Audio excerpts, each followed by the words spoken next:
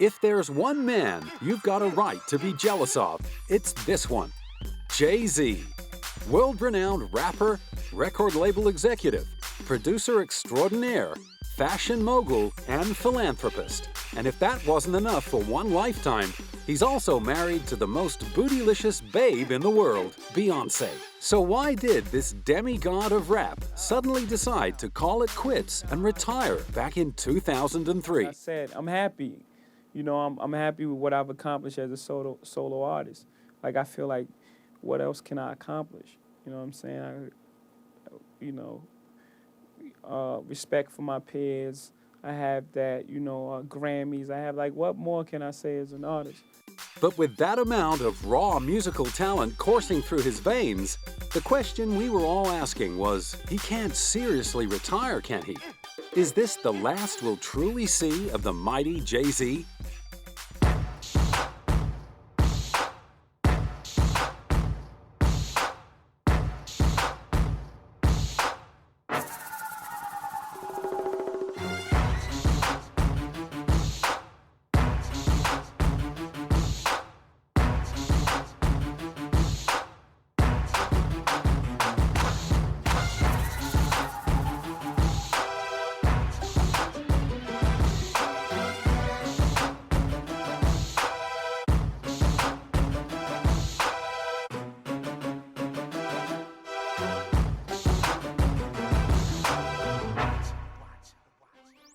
Originally christened Shawn Carter, Jay-Z grew up in the tough housing projects of Brooklyn, New York.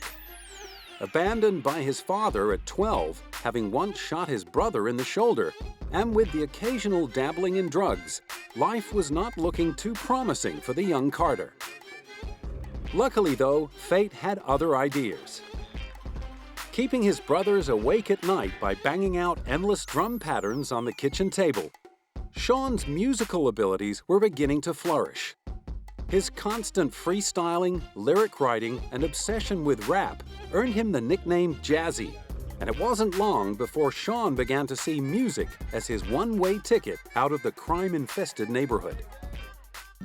You know, you see the cycle. It happens all the time in the projects, you know.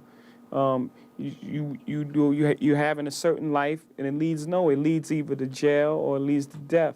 So, I mean, it's up to you to change it. And for me, it was like, what I'm gonna do? Like, I'm gonna just keep running the streets forever? What I'm gonna do when I get 30? You know what I'm saying? That always stuck with me. So, I had a talent to rap, but it was a gift, and I didn't recognize it as a gift in the beginning because it was a gift, so it came easy for me to put words together. And my mom would always be like, anything that you want, you got to work hard for. Although now fully concentrating on music and beginning to generate positive feedback, no major label would give Jay-Z a second look. His only option was to start up his own independent label. He named it Rocawear Records and released Reasonable Doubt in 1996. That's my my favorite album. That's my baby right there. I have so many special songs. As far as the guest appearances, I'm just amazed at the people and the level of talent I got on it between Mary and Big. Having both of them on that album. You got to remember, I was an artist out of nowhere. I didn't have a single out on anybody's record. I didn't have a record deal that everyone was talking about. I just came out of nowhere, and to have those type of that level of talent on your debut album, it was a blessing. I mean, everything just worked out. Later included in Rolling Stone's 500 Greatest Albums of All Time, Jay-Z's debut effort kicked off one of the greatest careers in rap music. So when Jay-Z announced his coming out of retirement tour in 2006, a collective cheer went up around the world. Taking in global destinations as diverse as Poland, Seoul, Beirut, Dubai, and Australia, he was once again calling the shots and well and truly back on track. There's a lot of places overseas I haven't been. I haven't been to Australia. I haven't been to Africa, Egypt. It's a lot of places I haven't been. So I figured, I get a vacation and see all the places I want to see and get to play music for people who haven't yet experienced, and they haven't experienced what I do. yet, but they've heard my music. They've heard my music, but they've never seen me live. Well, in London, I've been there a couple times, but I haven't been there for 2 years. But you know, places like Australia and different places, I've never been there, so I'm excited about that. And now that the master of flow was back, he realized what he had been missing all along. I think it's great. I think it was wonderful to bring hip hop to a broader audience. I don't see anything wrong with that. I think it's a beautiful thing. As long as you're not compromising yourself in the process, I think it's a beautiful thing.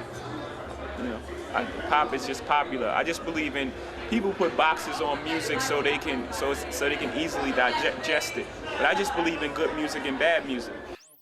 An acclaimed hip-hop innovator himself, Jay-Z is always on the lookout for the next big thing. I certainly believe there was a lot of more superstars in like around 96, 97. You had Big, then you had, prior to 96, you had Big, Pop. Now you had so many different talented artists from different places. Now it's a bunch of talented guys, but they're not breaking all the way through. You know, for some reason, I don't know if it's the way the industry is now or whatever, but it doesn't seem like the next level, the next wave of superstars hasn't arrived yet. So I mean, it'll happen. I mean, it has to. It's inevitable. But I just believe it hasn't arrived yet. The next wave of superstars. But in the meantime, Jay-Z is staying focused on the task at hand and making sure he brings first-class enjoyment to his loyal legion of hip-hop fans, treating them to live renditions of hits like Can't Knock the Hustle, Hard Knock Life, and Ain't No Nigga. The reason I'm here and the reason I'm on this whole entire international tour is I wanted to come back and touch people and you know, go out and see people who've been listening to my music for over 10 years, who know my music, who live my music, and just never seen me up live and close and personal. And Jay-Z supporters were lining up around the globe to welcome back the prodigal rapper. I guess the concert is going to be cool. Like, he must play his classics, and Jay-Z's Jay-Z is cool. To see it, I only see it in New York, I only see it in States. Now it's first time in Thailand, looking forward to it. The show was hot. The show was really hot. And for Jay-Z, the rapturous reactions from fans across the world reinforced the power of music and the ability of the street language of rap to make a genuine connection. There's no higher level than to have like 20,000 people screaming your lyrics and knowing every word and feeling it and crying sometimes. You know, that's when it gives back on the highest level.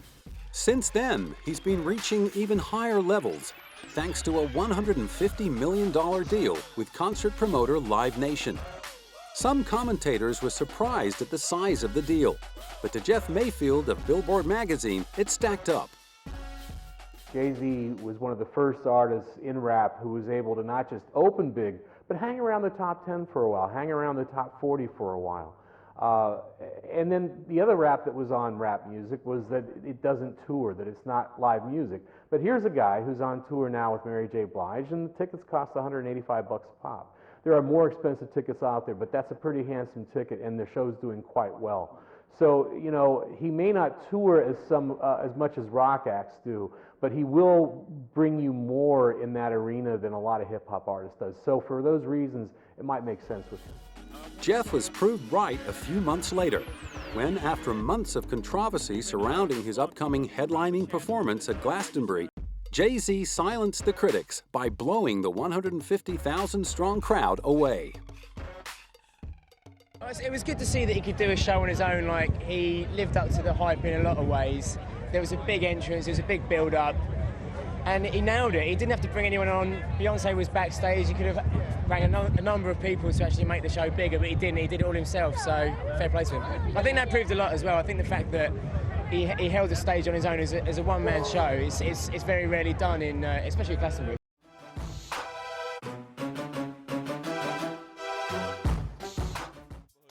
Leaving aside the man's formidable capacity to rap, it is Jay-Z's incredible talent for business that has helped make him one of the richest people in the music industry, out-earning fellow hip-hop impresarios like P. Diddy and 50 Cent. As well as heading up his original independent label, Rocawear Records, he served for 3 years as president and CEO of hip-hop super label Def Jam Recordings. His aim in taking over the position in 2005 was to bring an artist's perspective to the top job. Given the power to make or break new artists, his priority was to protect the integrity of signed acts and to make it all about the music. You have to let, I like to say that the inmates running the asylum now, you have to let people infiltrate the system in order to correct it. You have to get in there. People that's outside of the system have to get inside the system in order for it to be better, in order for people not to take advantage of artists, in order for people to care more about the music, you know, than quarterly numbers. As if running 2 record companies and a highly successful performing career weren't enough, Jay-Z was also one of the first artists to extend his reach beyond music and into the fashion industry. In 1999, he teamed up with business partner Damon Dash to launch Rocawear, an urban clothing line that soon expanded its range to include everything from socks and sandals to sunglasses, and now boasts an annual turnover of $700 million. After selling the rights to the Rocawear brand Iconics for a cool $204 million, Jay-Z can afford to be a little smug. You know, in the beginning, people thought hip-hop was just a passing fad, and that's what people say about urban apparel groups, you know, companies. You know, they say that, you know, it's just this thing that happens over a couple summers and then you go away. But, you know, we started this in 1999 and we're still here, still like #1 in our sector, so we're still here. Despite selling the rights to Rocawear, he has retained his stake in the company and still oversees the marketing, licensing, and development of new products, like a new social networking site that offers style and music news. But for Jay-Z, Rocawear is much more than a money-making venture. So I'm very hands-on. I'm hands-on. I mean, I've become lately, in the last three years, you know, I'm here, you know, on a daily basis. But, you know, I'm very hands-on with the designs, the marketing of it, and, you know, just the overall look and feel of Rocawear because it's my voice. And partly due to his success as a fashion mogul, when Reebok approached him to create his own sneaker, the boy from the wrong side of New York couldn't believe his luck. I think I grew up in the projects, you know what I'm saying, and we had to prepare to get shoes. It took us months. We had to save up and take out trash and do chores to get sneakers. So, I mean, to go from that to having your own sneaker is just the most incredible thing in the world. It went on to become the fastest-selling product in Reebok stores around the globe. Jay-Z had become the artist and entrepreneur of the moment, and it seemed that everything he touched turned to gold. In recognition of his uncanny ability to tap into the zeitgeist, he was named 2006 GQ Renaissance Mogul by GQ magazine. It's the standard, right? It's the standards where you look to see if you're on pace or, you know, hopefully ahead of time. And indeed, the man who was once simply known as Shawn Carter has always run ahead of the pack. Even during his short-lived retirement period, Jay-Z saw no reason to kick back and indulge in some R&R. Instead, he spent his time helping to right some of the world's wrongs with Ground Roots charity work.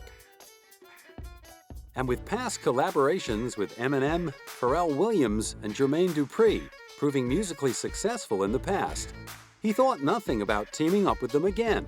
But this time, their audience was the main man himself, the United Nations Secretary General Kofi Annan.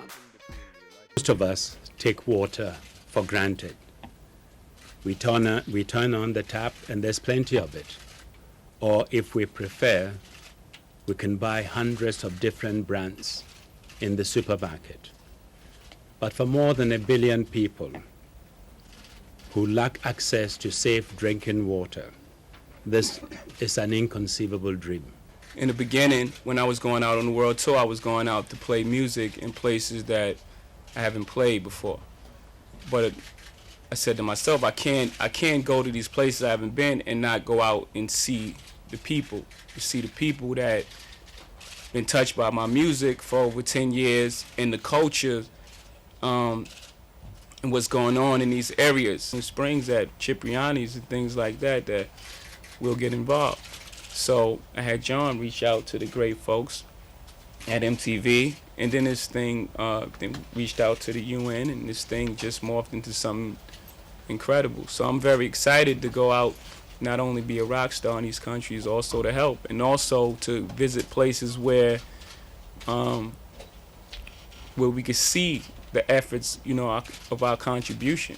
And these things are taking place, and these things are actually affecting change. It's not something that we're saying and you just never see the fruits of your labor. So I'm excited. Which in Jay-Z's world meant tackling the problem front on by joining forces with the UN. Starting off in South Africa, the aim was to educate young people around the world about the world's water shortage crisis and the battle to maintain proper sanitation. There has to be some type of programs in place, and it shouldn't take for the cameras to come on for people to start building wells and things like that. This is just something that should have been done just out of, necessity. I mean, the numbers are staggering of the people who don't have access to clean water. And what people consider access is I'm guessing like a half a mile. As well as helping the less fortunate overseas, Jay-Z's philanthropic nature has also played a role closer to home. And when his hometown of New York came under attack on September 11th, the Brooklyn-born rapper was left deeply affected. It looked like a movie to me. It didn't look like anything that it could be real. So the last thing I was thinking about was an album. The first thing I thought about was what happens from here. What happens tomorrow? How is this whole thing is going to continue? And I was in Los Angeles. Was there anything I can do? And I turned on the TV September 12th, and I saw footage of these heroic actions. And so on the 8th anniversary of September 11th, Jay-Z found a way to give back to his beloved hometown, as announced by New York Governor David Paterson. And to know that a benefit concert will be held on September 11th, on the 8th anniversary of that tragic day, by one of the world's great performers and also one of the world's great philanthropists, a person who has great business acumen and personal sensitivity, none other than Shawn J.C. Carter.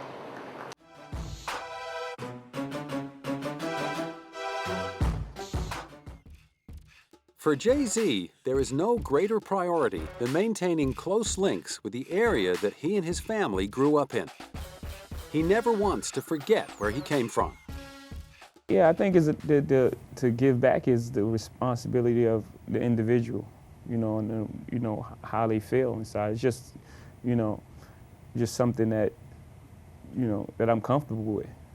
Something that, I've seen growing up. I've seen everybody that was successful coming from where I came from. They never came back to the projects to, share the knowledge with, the people that, that were there trying to figure out how to get out as well. So, I've always had that in the back of my mind. If I ever was successful, that, that wouldn't be me. You see things of certain characteristics in people, you say, I'm never going to do that.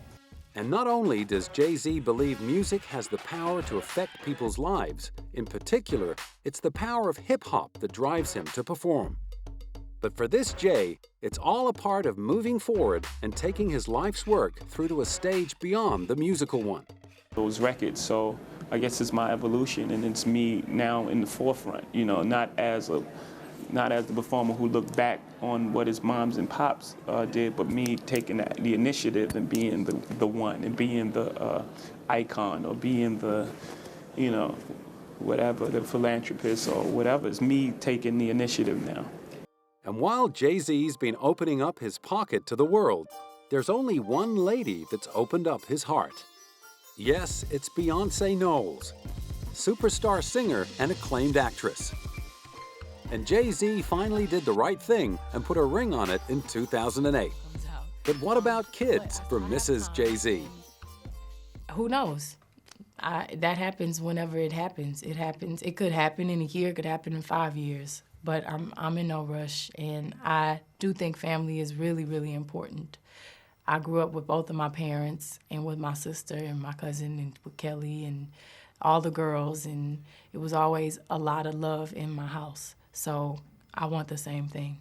And Jay-Z? You know, when kids see me, it's real. It's a real talk. Kids take to me really fast, you know what I'm saying? So I've always thought about that. But I always wanted to do it the right way. That's why I don't have a family yet. I want to do it the right way. I don't want to be in Beirut, you know, while my kid is missing all of your son's first things, your first day of school, or your daughter, excuse me, you know, first day of school and first haircuts, and you in Beirut, you know, you in performing at the pyramids in Egypt.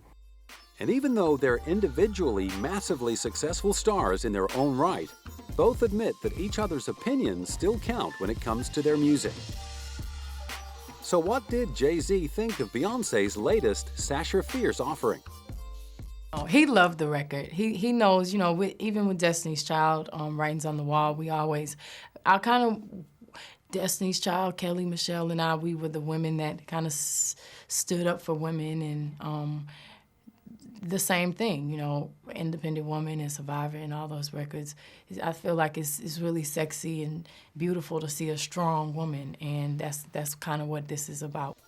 So with her professional career to date earning her both acting and singing stripes, not to mention worldwide acclaim, and a marriage that's seemingly made in musical heaven, you could be forgiven for thinking that this super female success story from Houston, Texas may like to take a breather for a while. Then again, who are we kidding? It's a goal to have a Tony and an Oscar and a Grammy, but I have a long way to go, and I have a lot of time for that. I don't plan on doing Broadway until I'm older with kids, and, you know, I feel like that would be a great job for me when I'm married and I want to tuck my kids in to bed and drop them off at school and, you know, go do my show for 2 hours and go back home every day. I feel like that's really stable, but I have time for that. So with plenty more Beyoncé releases to come, and Jay-Z making the kind of music that millions of people just can't get enough of, hopefully the world's most famous rapper won't go retiring again anytime soon. It happened. The day that you're not making music, you should just not make music. It doesn't have to be an announced retirement, you know. So I wouldn't say that again, ever.